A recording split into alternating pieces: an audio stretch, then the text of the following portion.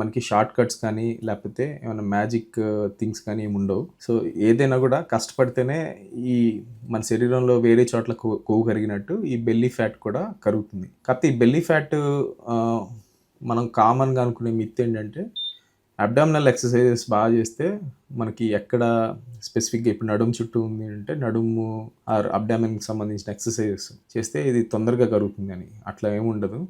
So ఓవరాల్గా మనం exercise calorie deficit డైట్తోనే మనకి ఇది సాధ్యం. ఈ బెల్లీ ఫ్యాట్కి నార్మల్ వేరే ఏరియాస్లో ఉన్న ఫ్యాట్కి వచ్చేసరికి డిఫరెన్స్ మనకి ఈ బెల్లీ ఫ్యాట్ ఎక్కువయ్యే కొద్దీ మనకి మెటబాలిక్ ప్రాబ్లమ్స్ అనేది ఎక్కువ చూస్తాం. అంటే ఫర్ ఎగ్జాంపుల్ ఈ నడుము కొలత ఎక్కువ ఉన్న వాళ్ళలో షుగర్ కానీ ఫ్యాటీ లివర్ కానీ లేకపోతే హార్ట్ ప్రాబ్లమ్స్ కానీ ఎక్కువ అయ్యే అవకాశాలు ఉంటాయి. సో నార్మల్గా మేల్స్లో 1 or 2 సెంటీమీటర్స్ కంటే ఎక్కువ ఈ నడుము ఉంటే మనకి వాళ్ళకి మెటబాలిక్ ప్రాబ్లమ్స్ రిస్క్ చాలా ఎక్కువ ఉంటుంది. అలా ఫిమేల్స్లో 88.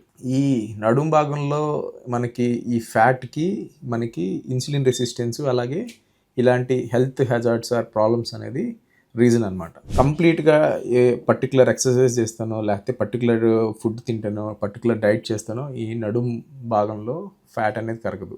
మనం ఏదైనా కూడా క్రమబద్ధీకరణగా ఒక మంచి ఎక్సర్సైజు, డైటు అలాగే నిద్ర ఈ 3 ప్రాపర్గా ఉండి స్ట్రెస్ తగ్గించుకుంటే ఆటోమేటిక్గా ఓవరాల్గా ఫ్యాట్ అలాగే నడుము చుట్టూ ఉండే ఫ్యాట్ కూడా